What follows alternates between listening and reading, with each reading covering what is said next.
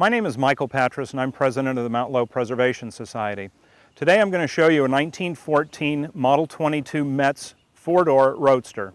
Now the name four-door merely applies to the doors that are in the front of the car. It does not mean that there are four doors. And this Model 22 is designated by the 22 horsepower engine that it runs. Now the Metz automobile was made in Waltham, Massachusetts, and it was made for several years, the Model 22 first being introduced in 1912. This particular model, 1914, was used in a publicity stunt in our local mountains in San Gabriel as a way to show that the Metz automobile could go anywhere at any time. And with the gearless transmission and friction drive, it became apparent that this car could go pretty much anywhere at any time. This particular vehicle came from a barn in Vermont. It has 9,000 plus original miles on it.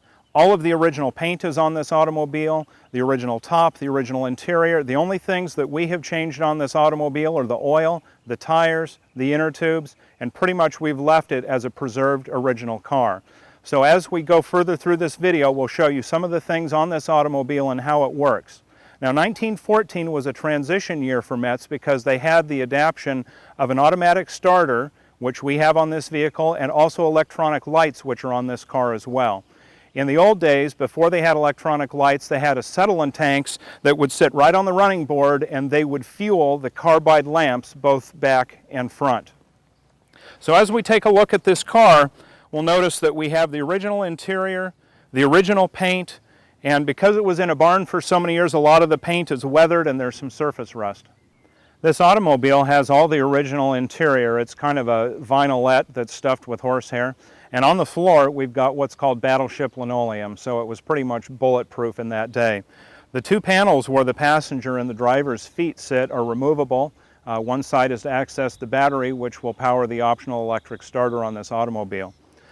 This car is equipped with all the original Gray and Davis equipment. On the left is the Gray and Davis ammeter, and that shows you your charge and discharge for your battery. And just to the right of that is your headlight switch, which gives you the opportunity to have all lights off, all lights on, headlights, or the optional side lights, which are not available on this particular car. Just to the right of the steering column is the original Bosch USA ignition and key. Beyond that is the original Stewart Warner speedometer and odometer, which both work. And the little knob that pulls out from the dash just to the right of that is the choke. With all the pedals that are on the floorboard of this automobile, to many it may seem confusing. Starting on the left-hand side, it's the brake, and it is actually ratcheted so it can be pressurized to put different pressure on the pedal and the drum so it will not roll if you're on a hill. The next pedal over is the friction wheel, and that is the pedal that will actually drive the car, and we'll show how that works in just a moment. The next pedal, third from the left, is a kind of a rounded pedal, and that's an exhaust cutout pedal. So if you're going up a hill and you need more power, you can simply place your foot on that and it will allow the exhaust to escape more readily and give you more power going up the hill. The fourth pedal that looks kind of like a brace is something that you can put your foot on in an extreme emergency. It is also a brake, and by depressing on that, that will cramp on the right rear wheel and hub and stop the car when necessary.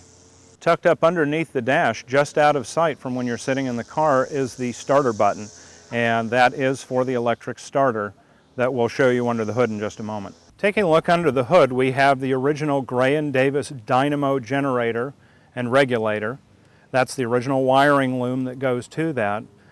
Tucked behind the radiator is the fan. Now, while it's interesting that the starter and the generator were all original to this car and a factory option, we have not seen another Metz automobile that has a fan. And the chain that obviously drives the generator would have to be there, but the fan we're not so sure of.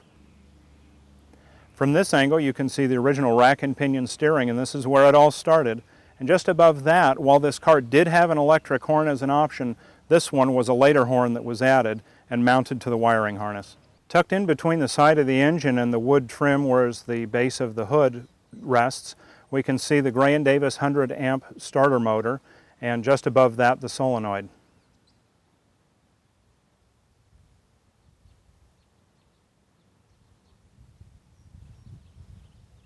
Right next to the starter linkage is the oil breather and filler tube. You'll notice that there's a built-in funnel for easy convenience. And beyond that, there's a flat plate on the back of the firewall which allows the oil can that can be used all around the car. We don't keep it in the car for fear that it'll fall off and get lost. And you notice the head, embossed with Metz, Waltham, Massachusetts, is flat. And these particular Champion spark plugs are what are called extended reach. Because these spark plugs can't go all the way down into the cylinder head, they have about 2 inches that go down towards the cylinders themselves. Under the passenger side of the hood, we have the original rebuilt Bosch type NU4 magneto. And just behind that, this car was originally equipped with a Holley carburetor. Gracing the front of the car are the original E44 Gray & Davis electronic headlights. Just below that is the optional hand crank, which, because this has an electric starter, we don't run, but we've put on for visual purposes. And behind that is the oil pan, which is part of the thing that is removable that helps the air induction go through the radiator. On the passenger side front wheel, we've got the spider gear, which helps control the Stewart-Warner speedometer. Underneath the driver's seat, we see that this is a friction drive or direct drive vehicle. It's a gearless transmission, and that was Metz's claim to fame. There were no gears to slip, no gears to strip. And this wheel that we see here is a fabric paper combination, and it is put on this to be able to use as a type of brake pad material to go up against this aluminum wheel. This wheel slides back and forth with the control lever, which we'll demonstrate in a moment, and this plate also has the ability to move in and out, putting pressure on the wheel to allow it to drive. Now this gear selector knob, the very top position, is in reverse. So we see that this wheel here has gone just to the right or passenger side of center. And it has the ability to lock in each of these positions. So theoretically, when you're in the first position and this friction wheel is up against this plate, you're going to be in the lowest gear or the slowest gear, and it's the least amount of turning. As you progress to higher speeds and pause in between, you can see that this moves out. And by theory, when this turns against this aluminum plate, the farther out you go to the, from the center of the wheel, the faster the car will go. This pedal here is the pedal that you would use to place pressure on the friction plate and the drive wheel together. So by placing pressure with your foot against this, we can see that the aluminum plate will move in up against the friction wheel and allow it to grip in any position and allow the car to drive. Taking a look from the rear of the car, you can see the chain guards covering the dual rear chain drive. Now the friction wheel that we saw under the driver's seat is the thing that allows both of these chains to drive the rear wheels. Because Charles Metz started out in the 1890s racing bicycles, it was a natural transition for him to go from bicycles to first motorcycles, and by the way, he coined the phrase motorcycle, and then to small automobiles such as this. So while this 1914 Metz automobile only had 22 horsepower and 4 cylinders, there's just an amazing legend that is told about how it made its way all the way up to Alpine Tavern along the Mount Low Railway. Just below the peak of Mount Low in 1914 is where Alpine Tavern once stood. It was the terminus of the Alpine Division of the Mount Low Railway, which initially was opened July 4th, 1893. And this mountain railway, which was known as Disneyland of its day, which had 4 hotels, a zoo, an observatory, a dance hall, tennis courts, and numerous other activities that people could partake. By 1914, the automobile had pretty much taken over and started the demise of the tourist railways. People were wanting to get in their automobiles and go wherever they wanted, whenever they wanted.